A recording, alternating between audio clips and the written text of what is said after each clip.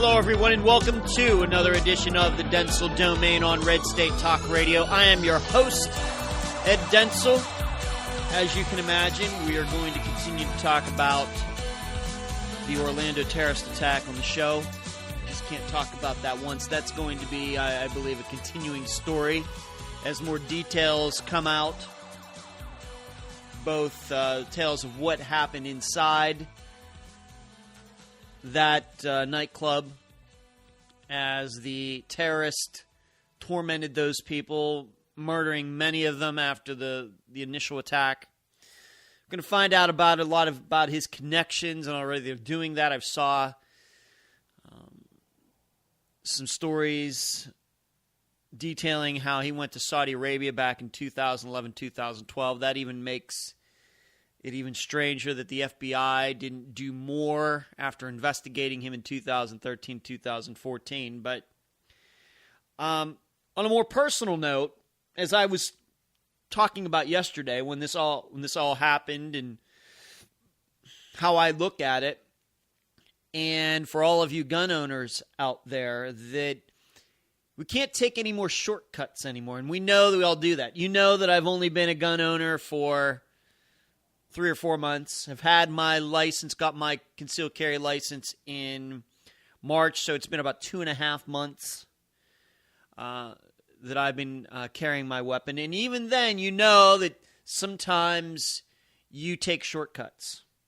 Oh, I'm just going to 7-Eleven and back.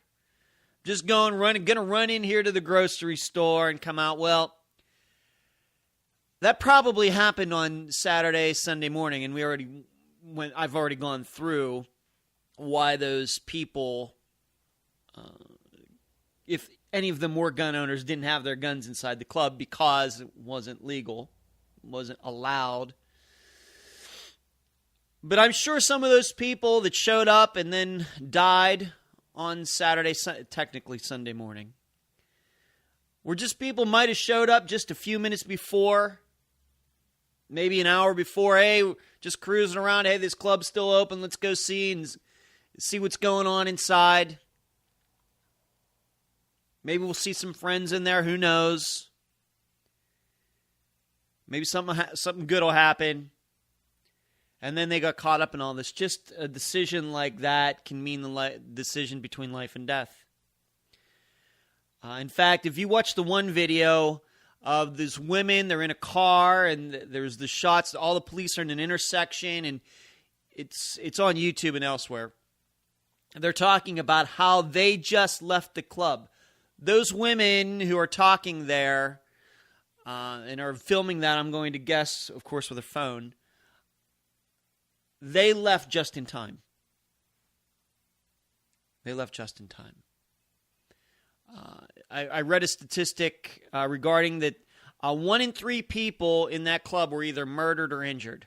So there were like 300 people. That's a big club. And you wonder how many bouncers they had, and all that. Once again, I think all of that is eventually going to come out as people detail their individual stories of what they saw happened inside. Those stories still have yet to come out. Mainly because I'm sure those people are still, we haven't heard them yet because probably too traumatized, which makes total sense. Some of them are in the hospital, various reasons. But we're going to get to all those stories eventually. But in the case of those women, they said they were just in there just minutes before. And they could have been victims. It just feels like luck, doesn't it? No different than those 2 women I talked about yesterday from the Paris attack, who were at that cafe sitting outside. The attack happens. They get under a table. One of the terrorists with his AK comes up, goes to shoot one of the women in the head, and the thing jams, and he can't unjam it. And because of that, he just leaves. Could be God, could be luck, just could be physics, that something went wrong with the gun. Who knows? But you surely can't rely on that kind of stuff in real life. You have to be prepared. And where I'm going with this is, this was all going through my mind. I went out and yesterday evening through as you know, I'm getting back into disc golf, and I've been throwing my discs a little bit, going over to this Little League field and throwing them because it's right up the street. And first of all, I take my disc golf bag, even though I'm only throwing like 8 or 9, 10 discs, which I can, of course, easily carry in one hand. I take my entire bag out onto the field. Why? Because my gun's inside it. I put my gun in its holster inside one of the pouches in my bag, and it sits there in the field with my discs. There are no kids around. It's mainly just me over there. Maybe a couple people hitting tennis balls or something like that. But you never know. The police department, the fire department is right next to the field. The community center, the offices from Madeira Beach, they're right there. But I have the gun in my bag. Then afterwards, I had to go over to Publix. Once again, just one of those little short stop-in things that I mentioned to start this discussion. And I really wasn't dressed had shorts and had like this flimsy white t-shirt on. Really not the best clothes to have if you are trying to conceal. And once again, in Florida and many concealed carry states, you are not allowed to put your gun under your clothing, but then you can see an imprint of it. That's illegal. All right. So I'm driving over there because I needed to do a little food shopping. And as I'm driving over there, I'm thinking, Ed, you don't want to go into this place without your gun. Okay, you don't want to do that. You might have thought about that in other times and you haven't done it. So I really got to the point where I was like, either you go in this place with your gun or you just go home and you do your food shopping, come back and do it tomorrow, wearing clothes where you can have your gun on you and it can't be seen. You have to make a decision here. And I think for all of us concealed carry owners, that's the way we're going to have to start thinking. If you can't go into a place without your gun, then you shouldn't go. If that means that it's a place that doesn't allow guns or, it's some sort of, there's no, you know what I mean. It's a private place, but they frown on guns or something like that. Then you just have to make a decision about your life. What are you doing? Mm-hmm. I'm going to say there are probably at least a few exceptions to that. If you go into a place like an amusement park, I know it sounds like this terrorist was scoping out Disney at one time. That may be a little bit different because if it's a big place and some shooting starts, you can start. There's a lot of places runs. It's certainly not like a nightclub. And I know that there may be small exceptions to what I'm telling you here. But for the most part, if you have to go into a building without your gun, I wouldn't go. Whether it's a clothing issue, whether it's a convenience issue, whether it's you're with your kids, you have too much to carry issue, whatever it is, I wouldn't go. Because you never know when karma or bad luck, bad karma, bad luck, God's looking the other way. Who knows? Whatever you believe in this life, the reason that things happen, could be working against you at that particular time. It can be so close. Those women got out of the nightclub just in time, and I'm sure there are going to be many stories like that. Likewise, there are going to be stories of people who showed up at that nightclub at 1 a.m, maybe could have gone home, maybe could have gone somewhere else, just happened to go in that place. They just kind of said, let's just stop in here and see what the hell's going on. And now they're dead. That's the way life is. If you're thinking that God's going to protect you and that, yeah, I guess he does, but a lot of it has to do with your own decisions and the decisions that bad people are making out there. It's a connection between the two, and it's an intersection between the two. And it could be you're making a decision and a bad person's making that same decision at the same time, that you two run into each other somewhere. And you have to be prepared for that. So I got over to the Publix, and I'm like, I'm going in.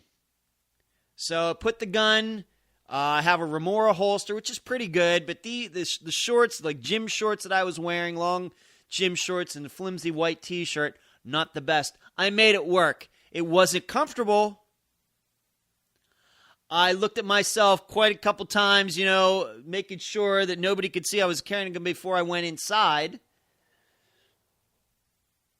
And even when I went inside, I went into the Publix restroom to make sure that, nothing could show. Because once again, if somebody sees something like that,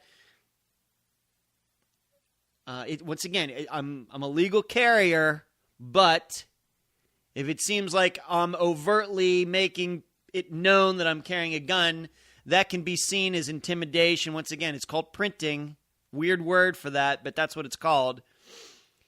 And I don't want to cause any problems that way. But I made it work. A little awkward. Kind of looked like I was walking with a limp because I was afraid this gun was jiggling around a little too much, but you couldn't tell. But I would urge all of you people who are gun owners, who have concealed carry permits, to start challenging yourself a little bit more. If you look at the places that you go on a daily basis, you need to start taking it more seriously. You need to stop blowing it off. It's no different than being on a diet. You go on a diet, you're losing some weight, and then you cheat. You have that late night ice cream, and then you get those chicken wings, and you cheat a little bit. You tell yourself, it's no big deal. Well, maybe that's not a big deal, but not having your gun when you need it is a big deal. So we as concealed carry owners, and I know I'm kind of coming to the story really, really, really late, being that I've only been one for not even 3 months. But these are the things that I'm discovering. And in all of my reading that I've done about concealed carry and all of the videos I've watched on it and about guns and everything, I don't know if that point is made enough that you can't cut corners. In fact, I will tell you that one of my favorite places to go to watch gun videos is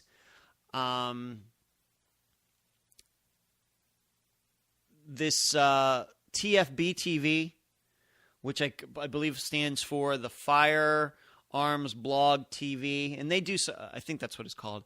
They do a lot. There's this guy Alex and a couple other guys who shoot guns. They have like top 5 lists, their top most hated guns and things. Even the guy who seems to be the main spokesman on that site on YouTube admits that he doesn't carry his gun all the time. He did a video. He's talking about great concealed carry weapons, and he even admits at the beginning that I don't even carry my gun all the time, even though I should and I can, and that's a bad attitude. That attitude might have been fine at one point in the United States. Maybe even after September 11th, it was, you could kind of have that attitude. Well, I'm just going to do it if think I'm going here, but I'll blow it off going to the grocery store, going here. You can't do that anymore. Even though overall gun violence is down in the United States, although it went up last year, but overall the trend is murders are down, violent crime is down. These kinds of shootings caused by terrorists are going up.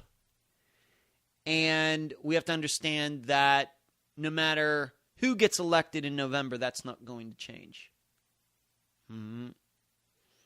I would even go as far to say that even if Ted Cruz got the GOP nomination and became president, I would not delude myself that these things, these shootings, and these kind of attacks are going to stop. They're not going to stop until we take care of militant Islam, of radical Islam overall. And that's still going to take a while. And I don't know if we're any closer to doing that than we were 10 years ago.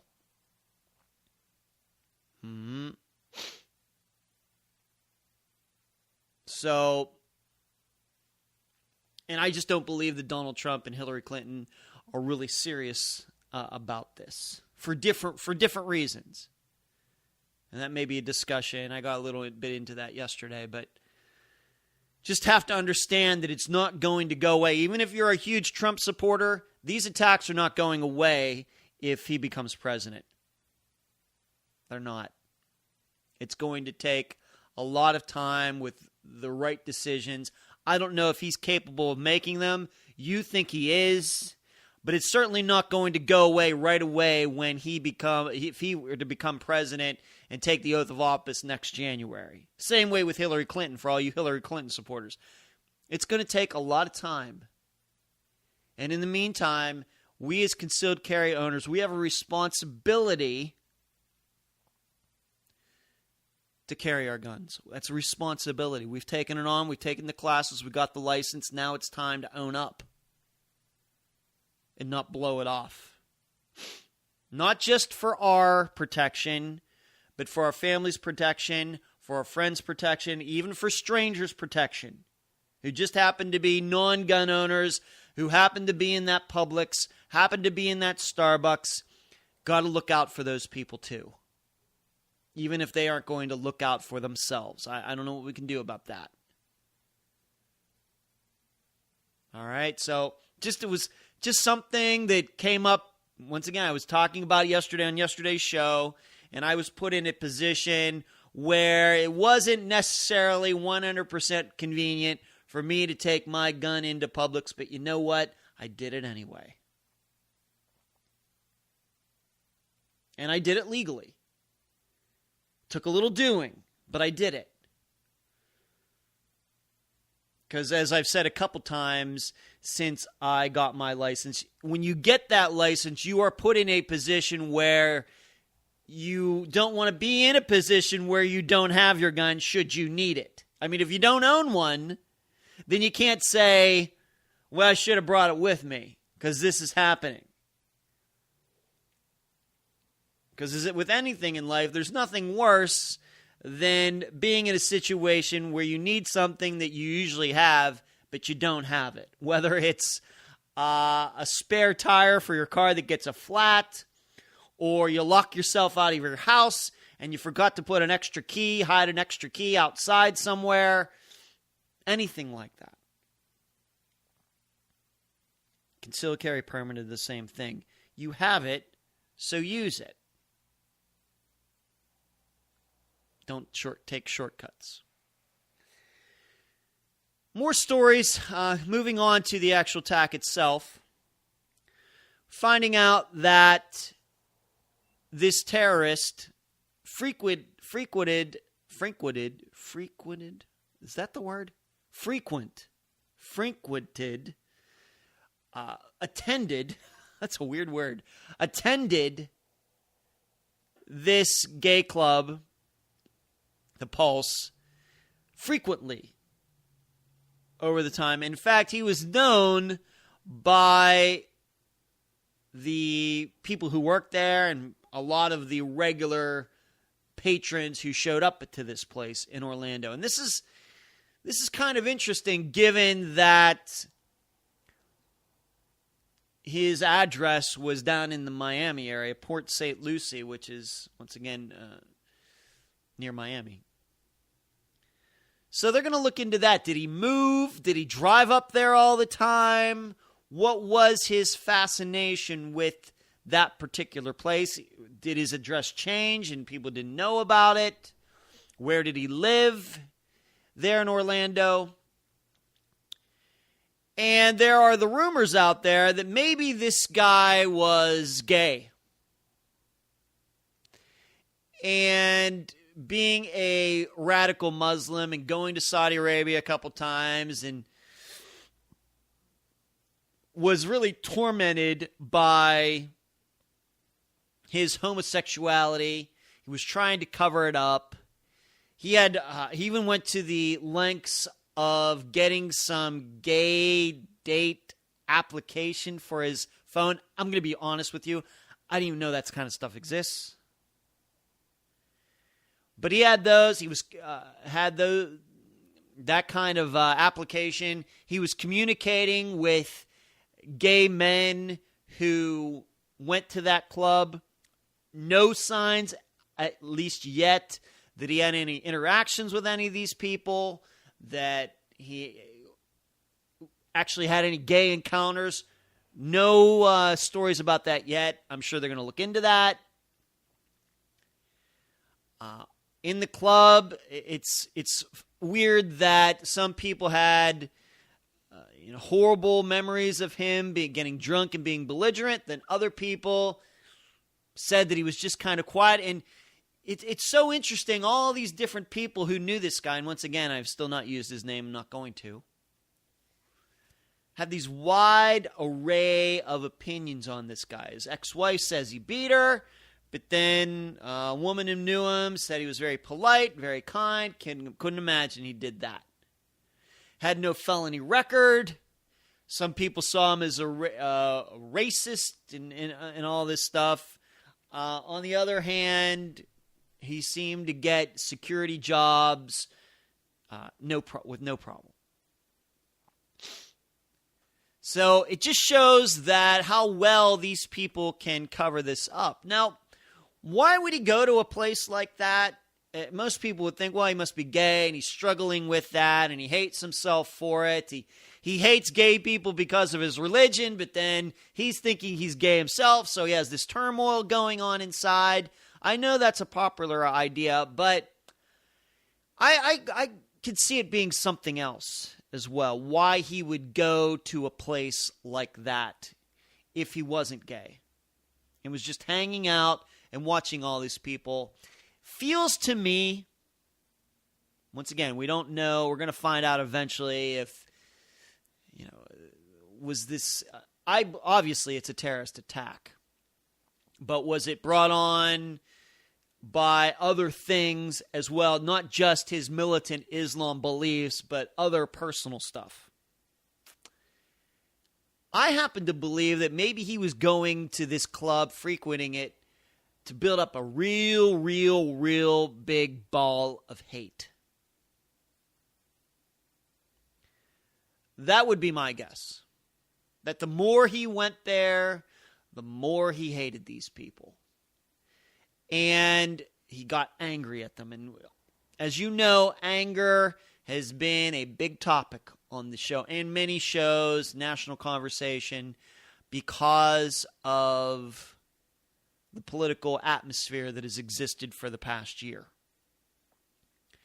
And so this guy, I think it's very possible he was going there because it really got him pumped up. Every time there, just seeing these men interacting with other men and doing whatever they do in those types of clubs. Never went to one, never going to go to one. But it kind of might have found a way to rationalize what he was going to do. He hates them anyway. His religion tells him that he shouldn't like them. And then seeing them in person, it just eggs him on more and more and more. To the point that he went in there and shot the place up and killed 49 people and injured over 50. That's just as possible as him going there because he was gay and was thinking about dating a man or having sex with a man. And I can't believe I'm even talking about this stuff on the show, but you have to because of the circumstances. I think about it like I remember September 11th and what they found out the bombers, those 19 guys, did before September 11th. Where did they go? They went to Las Vegas. And as you know, I lived there at the time. They went there, they found out that these guys, even though they were devout Muslims, they were going to strip clubs, they were doing this, they were doing that. And at the time, a lot of people said, see, these people don't even believe what they say they believe. They say they hate Western culture. They say they hate women who are unclothed, and they hate women's rights and all of these things. But here they are. They're in the strip club, and they're doing this. And see, I thought that at the time, but I think my views have matured a little bit since then. Instead, I think I just take these people at their word. If they say they believe something, I'm going to choose that they're telling the truth. And so the way I look at what those terrorists did before September 11th, they went to Las Vegas. Why? To get a good feeling of hate going on. To see American culture up close so they could hate it even more. They took part in it. They look at what they would call decadence around them and said, this country does not deserve to exist. It's not on TV anymore. It's not something they read about on the internet or in a magazine or heard about it on the radio or heard it from one of their crazy religious leaders. They went and experienced it for themselves and said, yeah, these people deserve to die. That's why. It wasn't that they were cheating on their beliefs. They were just supporting their beliefs. They were doing something that was proving to them that they were even more correct than they believed. Now, granted, I think they're wrong. I love Las Vegas. I think Las Vegas is awesome.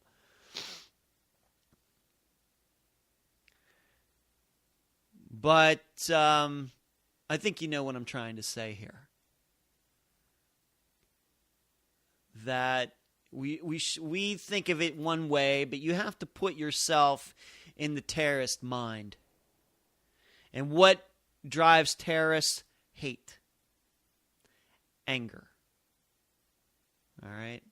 A particular worldview that believes in the deaths of people who don't think like you do. And there is that saying, and I looked it up, it comes from an Aesop fable, that could be that familiarity breeds contempt. And I think that's what was going on for the terrorists regarding September 11th.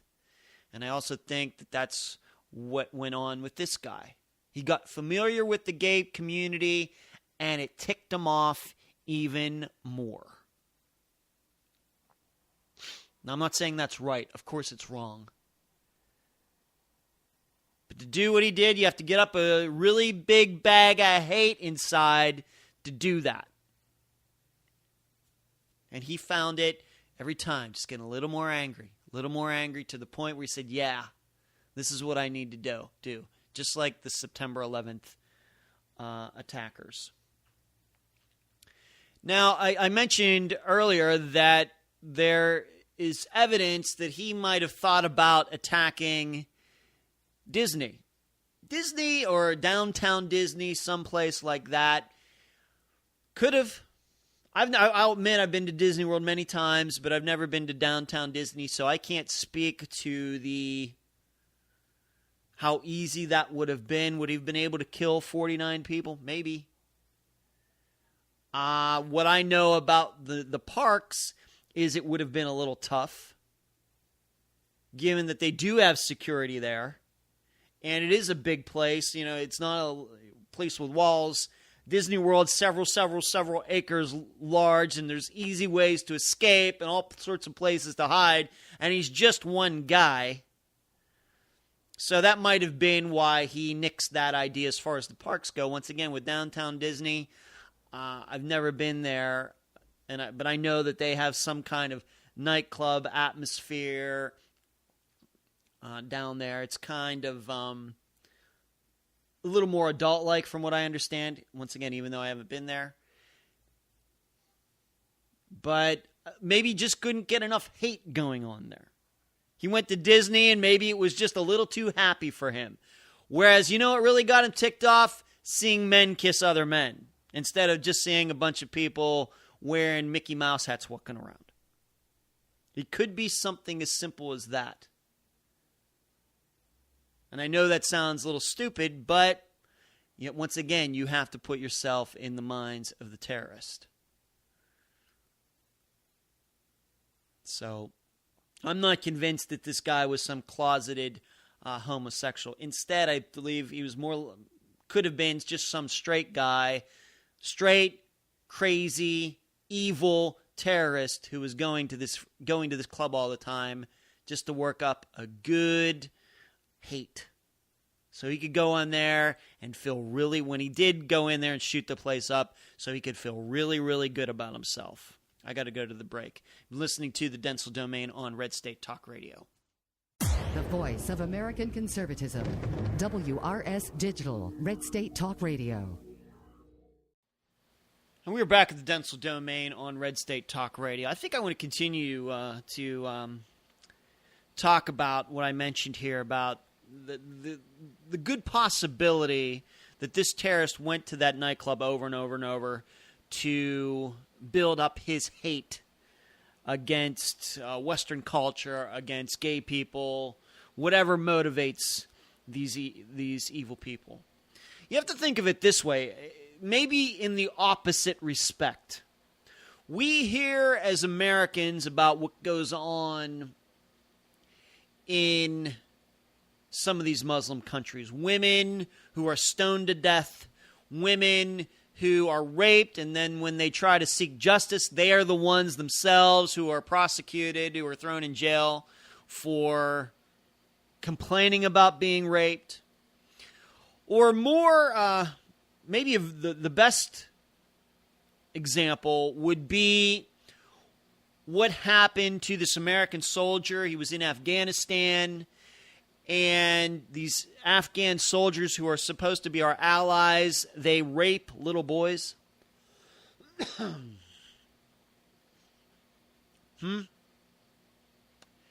And you remember that story? And this one soldier got in trouble for attacking one of these Afghan soldiers. The soldier came to the defense of this little boy, and he got in trouble.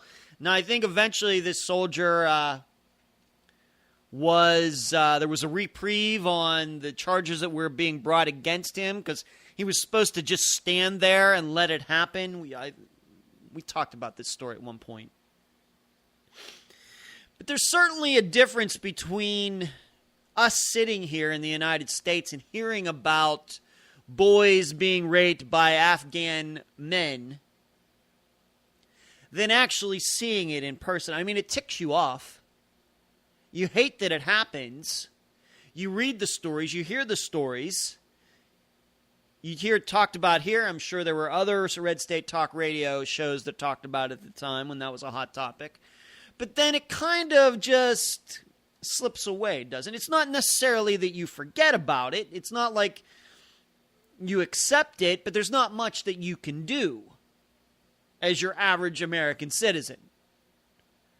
But if you were to go to Afghanistan and see it happening in front of you and see it happening day after day after day, at some point you would be motivated to do something. Now, I'm not saying that gay love is the same as Afghan men raping boys. It's not. In fact, they're the opposite.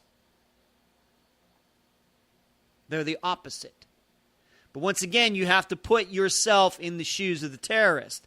To them, gay relationships are horrible, and Afghan men raping little boys is okay. The opposite of our thinking. So you could get over there as an American, over there in Afghanistan, be perfectly fine with gay relationships. Men, women, doesn't matter over here in the United States. But you go to Afghanistan and you see men raping boys, you know what? You might just want to do something about it eventually, wouldn't you? And you'd be right. Well, in the terrorist's mind, he's right for shooting this place up. And seeing these gay people in person, being wherever he was, staying away from it maybe for some of his life, he just heard about it. Then when he experienced it, he hated it even more. I hope I explained that well. We realize that as Americans, if we see some crime, some rape, some amount of violence, we're going to do something about it because we believe those are our values. And we're right. Well, the terrorist believes the gay, and we're right. We are not just, this is not a subjective thing. This is an objective thing. Whereas the terrorists, these militant Islams, these radicals, they're wrong. They're evil. They're wrong. They are the worst beings on this earth. In their world, we know what their world is. It's okay to stone women, everything else, but gay sex, on the other hand, is wrong. And gay love is wrong. And being homosexual is wrong. It's crazy.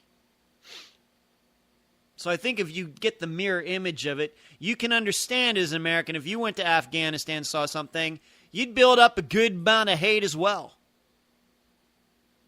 Would maybe be the first time that you saw something like that happen, a man raping a boy, but eventually you do something. And I think that's what was going on here.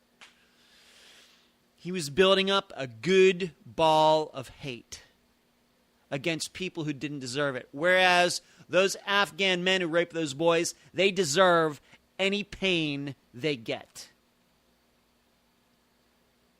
And it was right what this American soldier did defending those children or children, whatever the circumstances were. Whereas what this terrorist did in Orlando is the worst of the worst of the worst. But we can all understand how when we see something that we believe is bad over and over and over, how it builds up. So let's not jump right to the conclusion that this guy was some closeted gay guy who did it out of hating himself, because then that excuses what he really believes. He was just a misunderstood gay guy that living in a country where gay men can't express themselves. That's not the case at all. He's a terrorist. He's part of a religion that wants pain to come to gay people. It's just the way it is.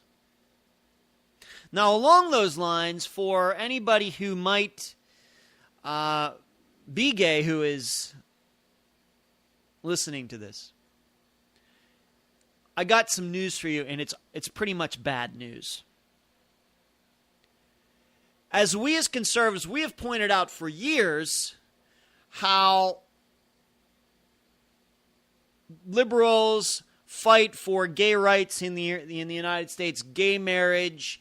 Gay people can adopt. Anybody who hasn't been living under a rock knows what's been going on here. However, we also know that liberals want to go easy on terrorists, on the guys who have been in Gitmo, releasing them back into the field. Don't want to get involved with ISIS. It's all about oil. It's not about Islam and militant Islam. It's all about George Bush's war for oil, all of that. How do I put this to any gay people? Democrats are going to sell you out. If there is a battle in this country, some ideological battle or actual physical battle between gay people and Muslims in this country, I'm sorry, gay people, you are going to lose. All right? There's no doubt in my mind about this. I know that most of you are liberals. I know how much you voted for Democrats over the years. I know you think that Democrats are on your side. And I'm here to tell you that as far as a lot of issues and laws go, they have been. They have been. But there are more than enough signs that when militant Islam comes up against American alternative lifestyles, Democrats side with the terrorists.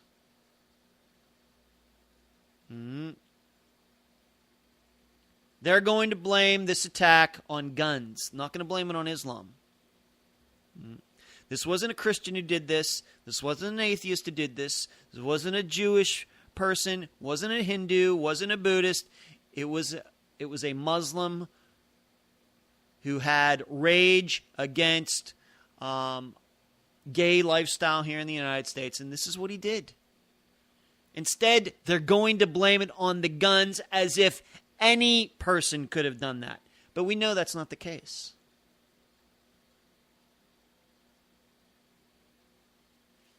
That's one way. Now, why is that? Why would they take the terrorist side over the gay side? Because in the United States, there are way more gay people than there are Muslims who would go as far as to shoot a place up or bomb a place, and I believe that. What do they say? 4 to 5% of the American population is homosexual. So 5% of 300 million is 15 million gay people in the United States. That's way more than... There are not that many Muslims. There are not 15 million Muslims in the United States, I don't believe. And even so, there aren't that many who would do what this guy did, in any case.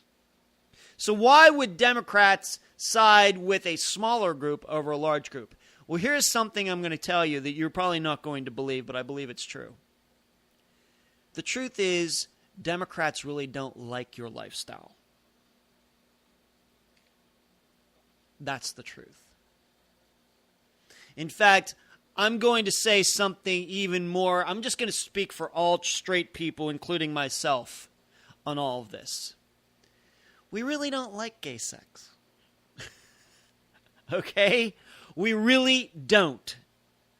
And straight people make up 95%. That doesn't mean we want any harm to come to any of you. We don't. We don't. But I'm telling you, you can classify this any way you want. That straight people really aren't into gay people having sex. They recognize them for their individuality and things, but that is not my experience in all of the straight people that I know. That the issue, you know, a bunch of straight guys sitting around just shooting the bull. If the issue of men having sex comes up, you know what? It's not said in the most flattering of terms. I'm just being honest with you. I'm just being honest.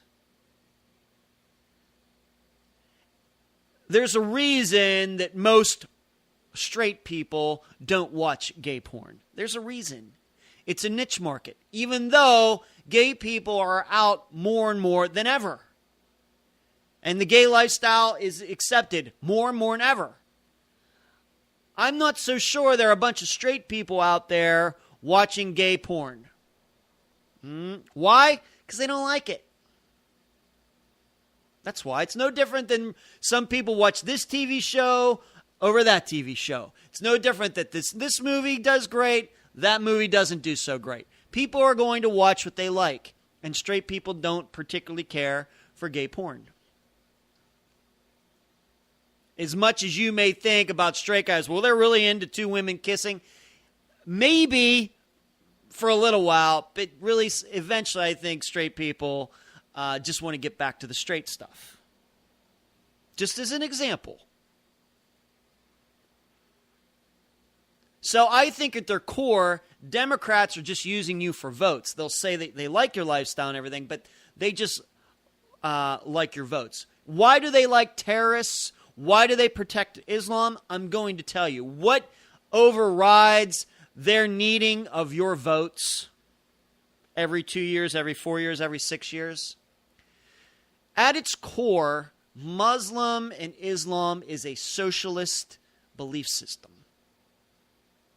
All right? You look at these countries, and I've told you that all of these Middle East countries that were created after World War II, all of them modeled themselves off of the Nazis. They didn't model themselves off of the winners.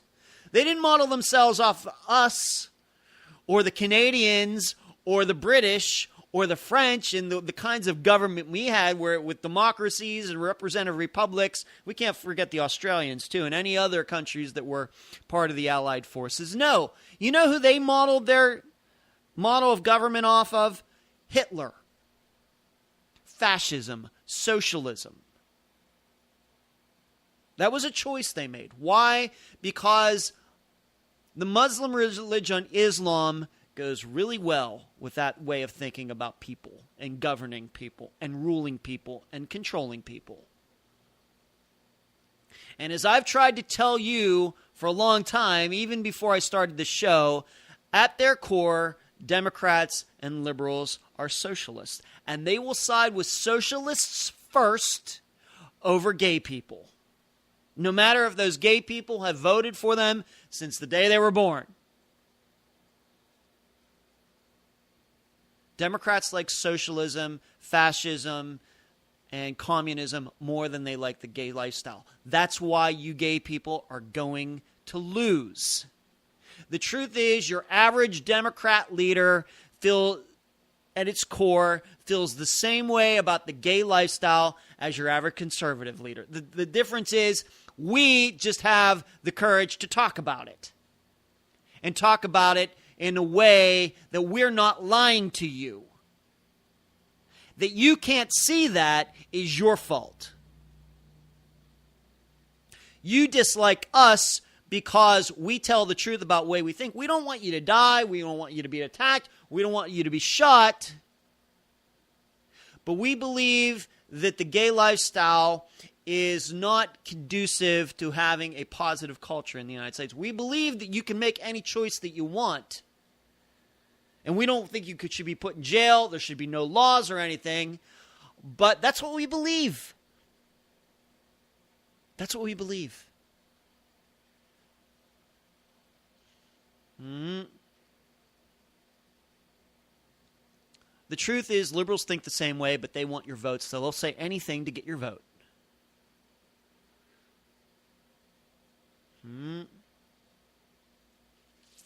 So that's why you're going to lose. It comes down to what the core Democrat ideology is. It's socialism. It is not homosexuality. That's why you're going to lose. And if it's right there if you want to see it. It's right there.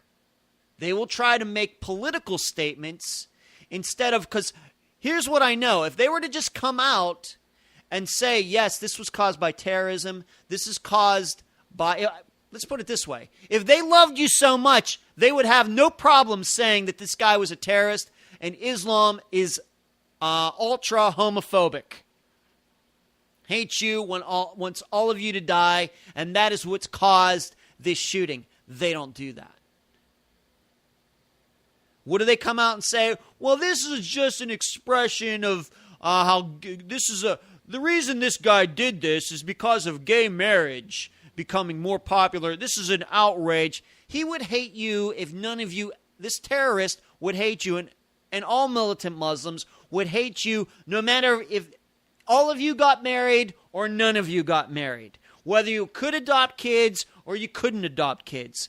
Whether you could visit your loved one, your partner in the hospital, or not visit your partner, because I know that's been a topic, or not do that. They hate you. Muslims, militant Islams hate gay people because gay people exist. But you're never going to hear any Democrat come out and say that. But you'll hear me as a straight conservative say that.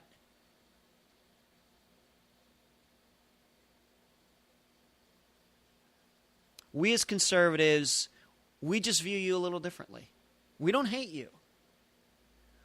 But we do not believe that the lifestyle is a positive one for the culture of the United States. Doesn't mean we want to be illegal. We don't want to be anybody thrown in jail. But that's just the way we think. All right? You know, as a guy who is a Christian, I look at gay people the same way I kind of look at atheists. Misguided. Don't want them thrown in jail. I don't think any in particular atheist is evil or anything, but I'm glad the entire United States is an atheist. Same thing. That's the way I approach it, and I think that's the way a lot of conservatives think about it, and if they don't, they should. And yes, I do know that there are some people on our side who go a little too far with talking against the late gay lifestyle. But at least we're honest with you. And we're not going to kiss your butts just to get your votes. Democrats will do that because you know what? They do that with every other demographic in the United States. And sometimes they get away with it. Sometimes they don't. But at its core, liberalism is not a rainbow of colors, which is the symbol for the gay lifestyle in the United States. At its core is communist red. One color. In many ways, a lot of Democrat leaders look at what goes on in these Muslim countries and they like it. Maybe not necessarily the religion, but how those countries are run. State control of this business, state control of that business, being up in people's, knowing what everybody is doing. Why do you think so many liberals speak so? Why do you think we have the Iran deal? Why? Because Democrats love Iran.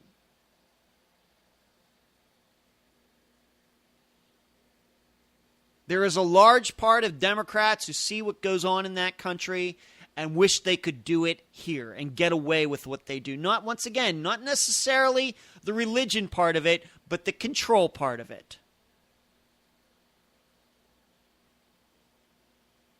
And I fear this ideology that liberals have, picking Islam, radical Islam over gay people in the United States, is going to get a lot of you killed, and your expectations are going to be something different, and that's what's also going to hurt you quite a bit.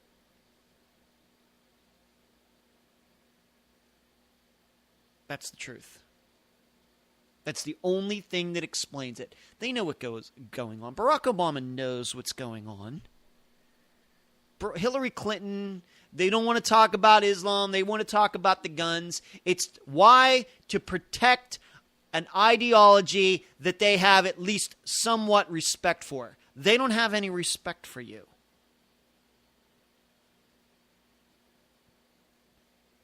Because every time they have a choice between the two, they pick Islam over you. I don't know what to tell you. Anytime you guys want to change your minds, go ahead. They just truly don't like you that much.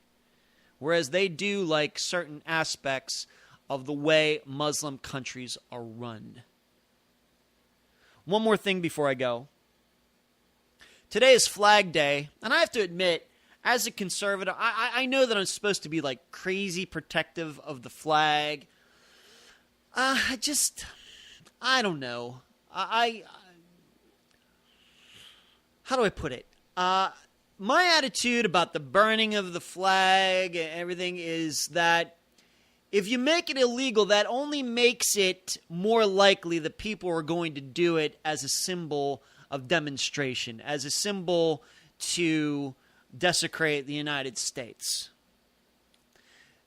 My idea has been there is no flag of any colors or anything that can capture what I think about the United States. The United States is more than a flag.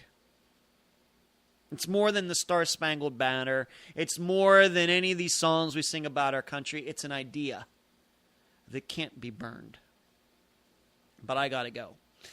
EdwardDentzel.com is where you can find all of my old Red State Talk Radio shows. You can also find them at Podbean, Podomatic, SoundCloud, and YouTube. EdwardDentzel.com/book is where you can download for free the first chapter of my next novel called The Comebacks.